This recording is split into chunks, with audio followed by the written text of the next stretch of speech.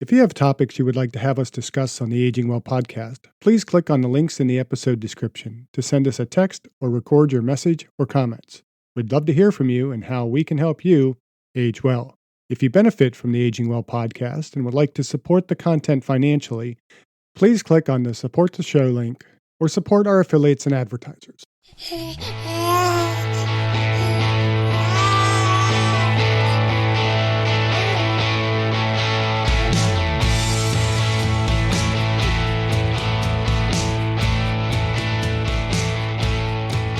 Welcome to the Aging Well podcast. I'm Jeff Armstrong here with Corbin Bruton. In this and the episodes that follow, we will share candid discussions on aging and hear from the experts. We are here to inform and encourage as we experience, aging. In this episode, we discuss an article titled 5 Exercises Men Should Avoid to Regain Muscle, Experts Say. There is a lot to unpack, refute, and discuss in this, so listen in and learn whether there are indeed exercises to avoid to age well. So, Dr. Armstrong, I came across an article, and I think you're really going to find this one interesting. The name of the article is 5 Exercises Men Should Avoid to Regain Muscles, Expert Says. Expert. Oh, what's that expert? I looked at that article that you sent me, and it appears to be a gentleman who's, I don't know if he's degreed or not, but he's got 7 years of experience as a personal trainer, certified personal trainer. So he's certified. I'm familiar with the certification. It's not a really hard certification. You really don't even need a degree to get it. And that term expert, I really take issue with. Anytime I see expert, a little bit of a red flag comes up for me. I'm going to look at their credentials because I got a PhD and I have 25 years experience in teaching, exercise science, exercise physiology, many, many more years in kind of the fitness industry. And I would never call myself an expert. I don't know. I think actually the more I've learned, the more I learn I don't know. And so I think the expert, when you're an expert, you know what you don't know. And so, yeah, that's a first red flag to me in that article. Anytime I see expert, I'm going to be a little bit more suspicious of what they are talking about. So let's dive in. What are these 5 exercises that we shouldn't be doing to regain muscle? Number 1 is cardio. While there is no denying that cardio is essential for overall health and adding years to your life, going overboard with your cardio sessions can kill your efforts to regain muscle. Excessive cardio can place your body in what's called a catabolic state, where it breaks down fat and muscle for energy. Okay, now I agree with that. Now, I would not say avoid to regain muscle. I think we need a certain amount of cardio. When we talk about the health-related components of physical fitness, are cardiorespiratory endurance, muscle strength, flexibility, and body composition. So it is important to our health. It's important to performance. But I think he's right in that we should not go overboard with cardio. And we've talked about this repeatedly on the podcast, that cardio can take away from your ability to regain muscle. But if you're using it in supplementation with resistance training, that's a little less of an issue. I think if you're training for a marathon, first of all, if you are training for endurance sport, carrying too much muscle is going to have a diminishing effect on your performance because you're having to carry more weight. And so you do want to be a little bit more cautious about how much muscle mass you're putting on. But when we do cardio, I think we should be doing higher intensity, shorter duration workouts, enough to trigger a cardiorespiratory response and to maintain cardiorespiratory health, but a greater emphasis on resistance training. So I'm kind of okay with what he says there with it, except for the fact that when you tie it into the title, we should not avoid cardio. We need to minimize the cardio, be effective and efficient in our cardio training so that we have more time for the resistance training that is going to allow us to regain, maintain, and more importantly, build muscle mass. Speaking of resistance training, how do you feel about isolated exercises? Because that is number 2, isolated exercises. For the uninitiated, isolated exercise activates only one muscle group or joint at a time. Instead, the individual that wrote the article, they're recommending that performing compound movements such as squat, bench press, and deadlifts, all the things we talk about on our podcast, that work multiple muscle groups simultaneously.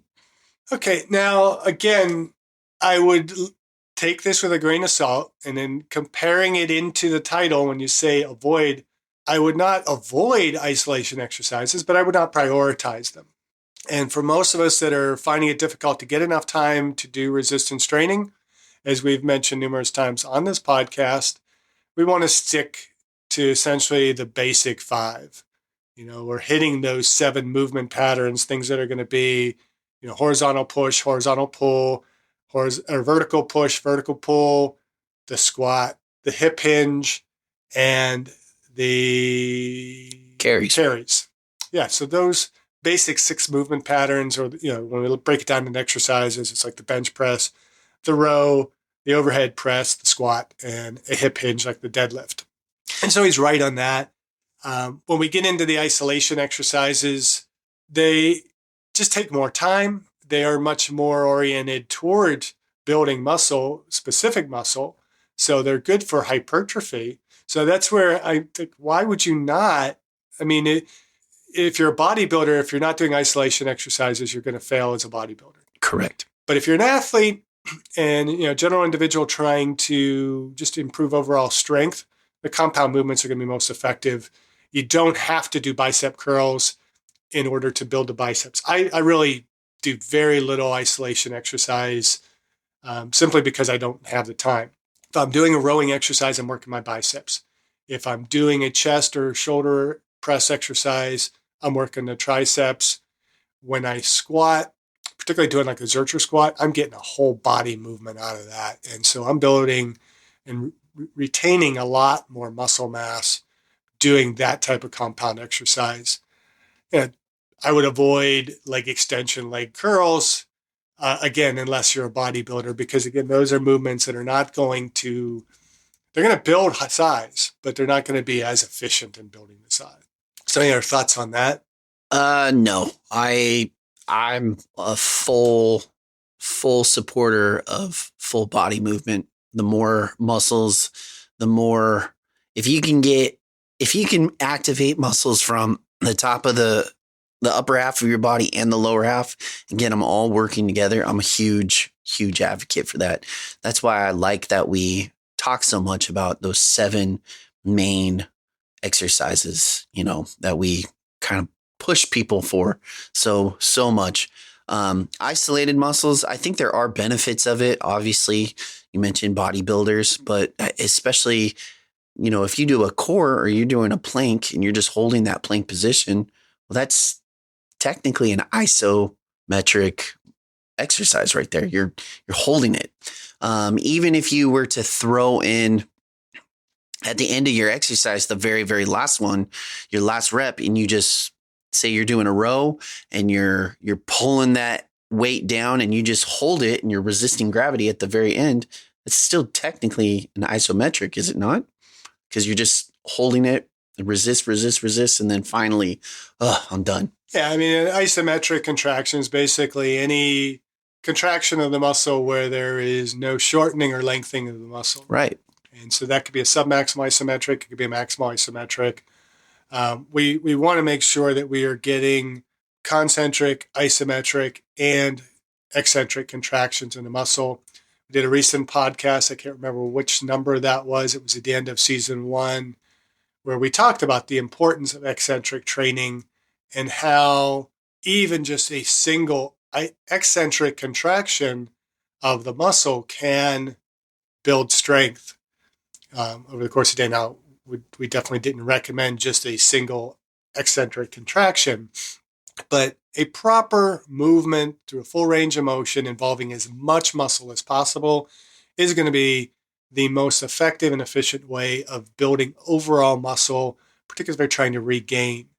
And also, when you look at isolated exercises, you're using relatively small muscles. go even with the quadriceps in a leg extension. Quadriceps are the biggest muscle group in the body, more or less. So you're hitting a lot of muscle with that exercise, but think of all the muscles you're avoiding that you have to do now additional exercises in order to do that. With the younger people, I see, work with a lot of teenagers. One of the first things they do when they come into the weight room is grab the bar and start doing arm curls because they want to do curls for the girls, right? And I argue with them. I was like, what a waste. You're taking one of the smallest muscles in the body, and even if you double its size because you've done so much curls, how much muscle mass are you really adding? And how much functionality certainly are you adding? You're not going to get much performance out of those curls. You go and you do heavy squats and you're building your quadriceps, your glutes, your hamstrings, your calves, building up, you're utilizing the back, depending on how you do the squat. You're getting some shoulder work in there, maybe even some chest work. You're getting a total body workout. You double that muscle mass. You've gotten huge, right? And now obviously most of our listeners are not looking to get huge from lifting weights, but they want to try and at least, many of them regain muscle mass because people that probably are most attracted to this are people who are getting a little bit older and realizing that they are getting older and want to age well. What do they have to do? So they might be getting back into lifting. Or we have very old adults who are, significantly atrophied over their lifespan and need to regain muscle for functionality. Those are people that need to gain muscle as efficiently and effectively as possible.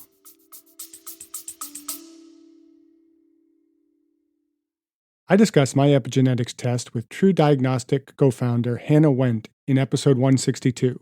Epigenetic testing measures baseline and changes in your pace of aging, giving you the power to steer your anti-aging or health and wellness journey in the right direction. I learned that I am aging well.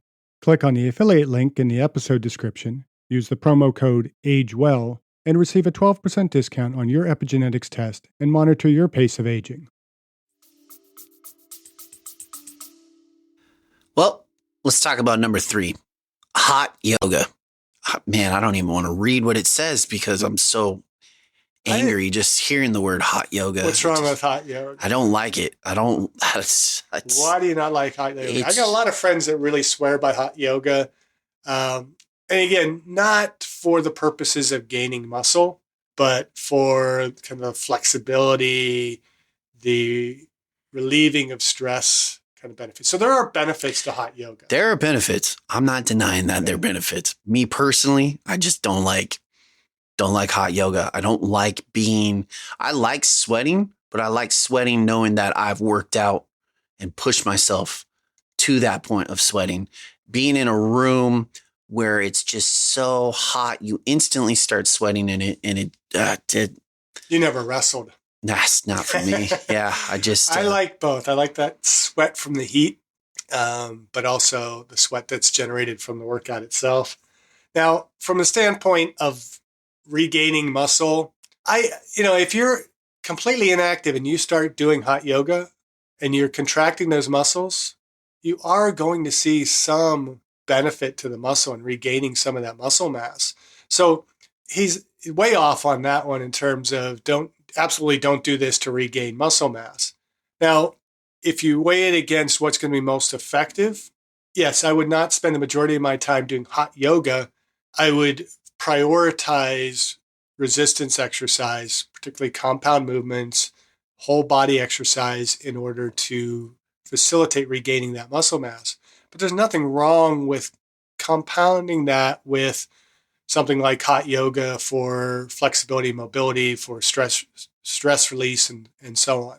And so this is why I often promote compartmentalizing your exercise. Doing resistance training in, I preferably as many sessions as possible through the week, at least 3 to 4 sessions per week, ideally more up to 6 or as many as 12, depending on your goals and your time commitment. But in additional time, that off time when you're not working out, what's wrong with doing a little bit of hot yoga on an occasion? You're not going to, like cardio, it's not going to have as a diminishing effect on your muscle hypertrophy. In fact, it may actually even have a little bit of a benefit in helping with recovery. So I would poo-poo that one. Well, I would just make it very clear. I think yoga is great. I do think we need to add some form of stretching or flexibility exercises to our daily routine. I'm just not a fan of hot yoga. You want to do regular yoga or Pilates or some form where you're an athletic stretch. You want to join those athletic stretching courses, then yes, all for it. But something about being in, I don't know. I don't even like being in saunas for that long, though. Oh, see, I love saunas too. So, and that brings us to, this notion of taking anybody's advice. It's, you got to take it with a bit of a grain of salt because we have our own personal preferences. Right. And that's that individualized aspect of exercise that if it works for you, it's going to have benefit. If it's based on sound physiology, then, the body makes specific adaptations to impose demand. And so is hot yoga going to build muscle? Probably not. Is it going to impede on you regaining muscle? Possibly, if you're doing it in lieu of resistance-based exercise. But if you're using it to complement that, and you're maybe not, you're not doing hot yoga and then going into the weight room trying to work out. Because if you try and do a solid resistance workout following a bout of hot yoga, you're probably not going to perform very well. You're not going to lift as much. You're not going to build as much muscle. But if you do it in recovery, I don't see a problem with it. If you don't like it, don't do it. If it works for you, you like it, then do it. But realize that should not be your sole form of exercise for regaining muscle. What else does the author say about hot yoga? Why it's so bad for us as we try to age well? What the author says is, while some men scoff at the spiritual discipline, anyone who's done a hot yoga session knows it delivers a solid workout that provides several health benefits. However, hot yoga is an efficient calorie burner that can work against muscle growth. Like cardio, yoga provides many benefits, but will not directly help build muscle and may get in the way of it. Hot yoga especially increases sweat and metabolic rate, burning calories that are important for those muscles to build themselves up. If you want or need to do yoga for its benefits, stick to a very low intensity version at a normal room temperature. Okay, I don't have a problem with the caloric expenditure, the sweating, and all that. There's benefits to that. What you have to remember is that if you're trying to gain muscle, you need to be in a caloric excess. And so if you are doing something that burns an excessive amount of calories, it's going to help burn fat, but it's not going to help you build muscle. And so you need to replace those calories with muscle building fuels, carbohydrate and protein. And if you're getting adequate protein, you're getting sufficient carbohydrate to refuel the muscle.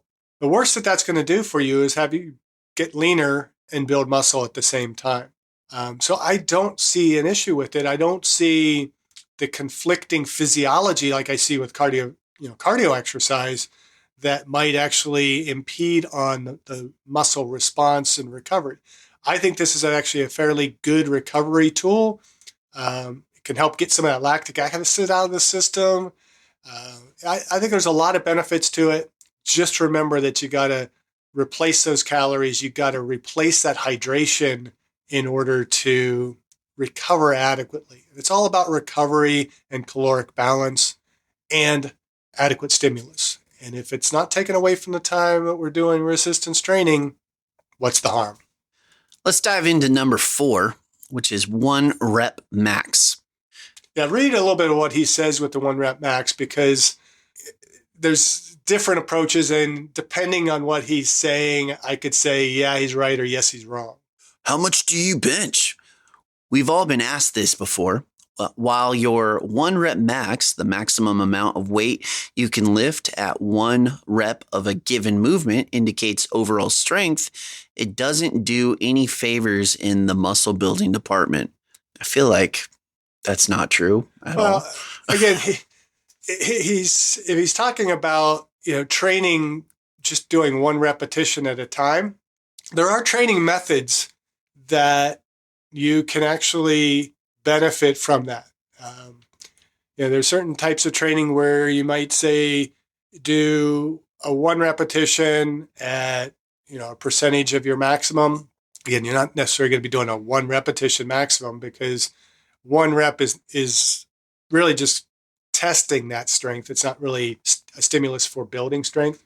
But you might do, 1 heavy repetition, wait 10, 15 seconds, do another repetition, wait 10, 15 seconds, do another repetition, and repeat that for 5 repetitions, and then take about a minute, minute and a half rest, and then repeat. That's been shown to be beneficial in building strength. Whether it's going to be as beneficial in building total muscle hypertrophy, maybe not. But are we talking about bodybuilding, or are we talking about building functional strength for aging well? And for aging well, as we've talked about in previous podcasts, the correlation for successful aging is more in strength as opposed to hypertrophy. So it's not all about just building muscle. We want to build functional muscle that is able to move more resistance. And so, if you're training just 1 repetition maximum, first of all, you're going to get hurt. Who goes into the gym and I'm going to 1 rep as heavy as possible, and then I'm done? Or build up to your 1 repetition maximum every workout. Strength athletes might, real true power Olympic athletes might train at certain periods in their cycling where they're just doing 1 repetition and building up to that maximum. It's very similar to what the Bulgarian protocol is all about, but you're not getting much in the way of hypertrophy from that. Does he mention, I believe, that the rep range ideally is between 8 and 15? Is that what he says in the article, I believe? Yeah, he says just doing 1 rep is not enough to stimulate muscle growth. Muscle needs time under tension, and in 1 rep, the muscles do not have the strain for too long. Now, if you want to build a heavy 1 rep, then do drop sets for more reps. That would be fine to get the best of both worlds. So he doesn't even talk as far as that one. That doesn't even make sense, because a drop set, you're moving away from your 1 repetition maximum, not toward your 1 repetition maximum.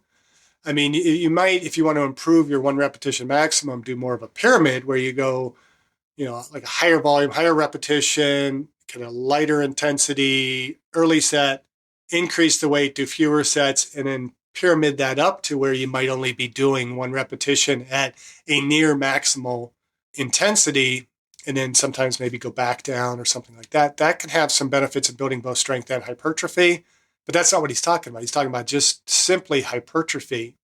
And as we've talked about, there are 2 types of hypertrophy. You have sarcoplasmic hypertrophy and myofibrillar hypertrophy. The closer you get to that 1 repetition maximum, the more you're stimulating the neural adaptations to muscle, and more myofibrillar hypertrophy, where you're strengthening the myofibrils that are the contractile proteins in the muscle that are allowing you to produce more force. That may not give you as much size, but for an aging adult, that can be very beneficial. On the other end of that, higher volume is leading to more sarcoplasmic hypertrophy, which is just increasing the volume of the muscle. It gives us a little bit better appearance, but is that necessarily the type of hypertrophy we need for aging well? Number 5, lifting light weights at higher reps. So again, in number 4, he literally says here, if you want to build to a heavy 1 rep map, do drop sets for more reps. And then in number 5, he says lifting light weights at a higher rep is also going to prevent you from. So he kind of contradicts himself there, doesn't he? Not necessarily. So when you're doing the drop sets, you're basically moving the muscle closer to full muscular failure. So if I do 12 repetitions and I can't do any more, I do a lighter weight, I might be able to squeeze out 8 repetitions this time. And so I'm fatiguing more muscles. I'm starting to pull in more fast twitch muscle fibers as I fatigue the muscle. And as I lower the weight further, I might not be able to do any reps. And that last repetition, depending on how committed you are to your drop set, you might be down to like, if you start with the dumbbells, and you start at like 50-pound dumbbells, you're doing curls, you can drop that, drop that, drop, drop, drop. And then you get down, you're doing like the 5-pound dumbbells and you're straining on those and looking really embarrassed in the gym because people think you are weak because you can't lift a 5-pound dumbbell. That's really a true drop set. And you are so fatigued, your muscles are going to be just numb for days. But that's going to tend to stimulate hypertrophy. What he's talking about with the lighter, high reps is where it's popular now to do, I've seen protocols going up as much as kind of 100 being more of a sweet spot for, again, this is sarcoplasmic hypertrophy, but, taking a weight and building up to where you're doing 100 repetitions of that. I don't agree with them there in terms of that being a negative. It has benefits. It's just going to be a different stimulus for hypertrophy. And you have to consider what are your goals. And ideally, going beyond about 15 repetitions is not necessary. The more you're doing, the more you're starting to work toward muscle endurance. But when you take a weight that you kind of force as many reps, and sometimes like they call them myo reps, where you take a weight, you do as many reps as you can, and then you rest for about 5 seconds and to do as many more as you can. And the goal is usually to get up to about 50 reps or more. That has benefits in terms of fatiguing the muscle to stimulate for growth. And so there are different ways to skin a cat, and you have to consider, how does this work for me personally relative to my goals, and what type of goal do I have? Am I looking at building strength, or am I just simply looking at building an attractive physique? And if we're going for physique, those lighter weights, higher repetitions are going to have some more benefit for physique. Just simply lifting light weights for many repetitions is not going to be beneficial. It has to be pushed to a level of fatigue in order for the benefit to occur. So I think there's some truth in there that don't just simply go to the gym and keep lifting the 5-pound dumbbells for 20, 30 reps and thinking that's going to build muscle mass for you. You need a progression, and you need to take the muscle to a point of fatigue, high level of fatigue. Yeah, I agree. But I mean, I do like for myself, and I'm going to be 60 here in a few months. So I am in that aging population. Guess by some standards, I'm considered an older adult. And I'm starting to really embrace that because I'm trying to do the things that we talk about here, age well. Yeah.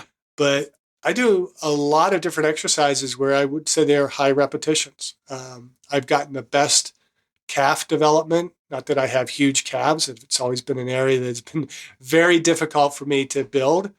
But in some of those like accessory muscle groups where I'm just really looking more for kind of a supplemental boost in the physique of the muscle, I like higher reps. I like doing what I call 100s.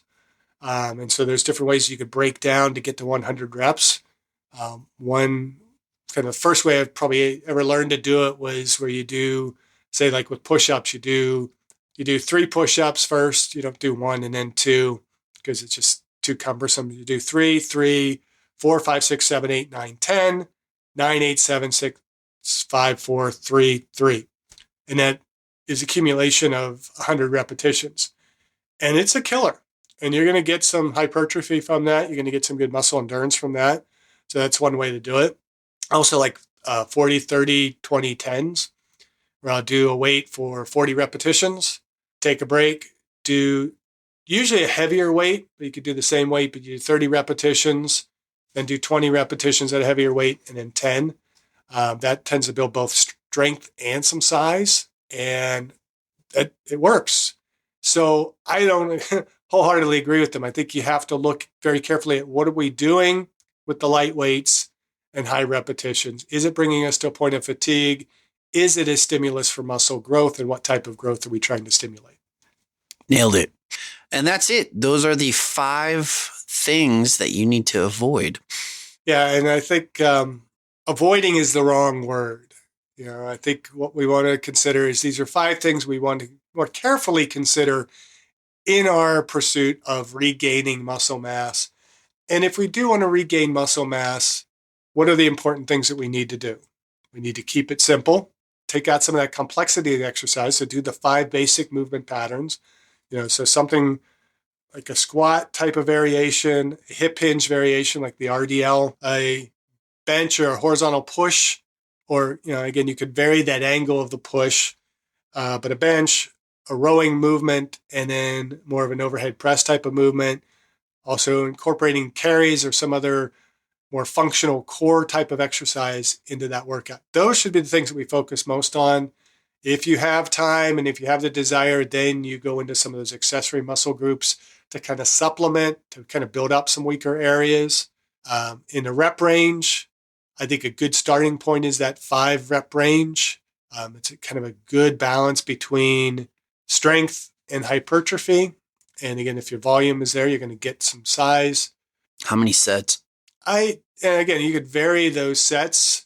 Depends on the amount of warm up you're doing, what intensity you're doing at those 5. I'd say anywhere from 3 to 5 sets is most adequate. You start getting beyond that, you start getting a little bit too fatigued. It's taking too much time. And for those of us that are just trying to age well, we want to be efficient with time.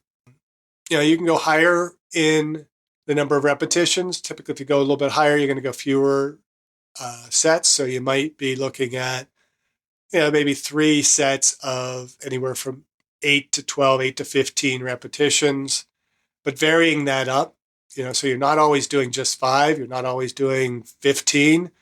I like to sometimes kind of mix it up where I do kind of a third of my workouts during the week are going to be in that 13 to 15 repetition range for 3 sets, then be in the 10 to 12 range or 8 to 10 range for kind of the middle workouts, and then having a workout where I'm doing anywhere from 3 to 5 repetitions for more of that pure strength.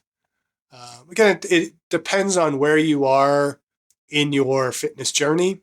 If you are looking at regaining muscle, I think a really good starting point for somebody who has not lifted in a while and trying to get that muscle back, the simple Strong Lifts 5x5 is a good program to start with and build that basic strength quickly. With that strength is going to come hypertrophy. But we need to recover. So we maybe need to do that hot yoga once in a while to get a little bit of recovery, get our flexibility improved. But we have to eat properly and sufficiently to regain that muscle. Now, if you're significantly overweight and you're trying to gain muscle and lose fat, you still need to be in a caloric deficit because if you're eating 5,000 calories a day and you're 30% body fat, you're going to remain at a high percentage of body fat, even though you're building some muscle at that caloric level. So you need to cut calories, but cut the calories slowly so that we're still able to stimulate a muscle hypertrophy. Keep the cardio to a minimum. Focus on high intensity interval type of training and a lot of walking to help burn those calories without impeding recoverability. And what else? Continue to age well. Yeah, continue to age well. Thank you for listening. I hope you benefited from today's podcast. And until next time, keep aging well.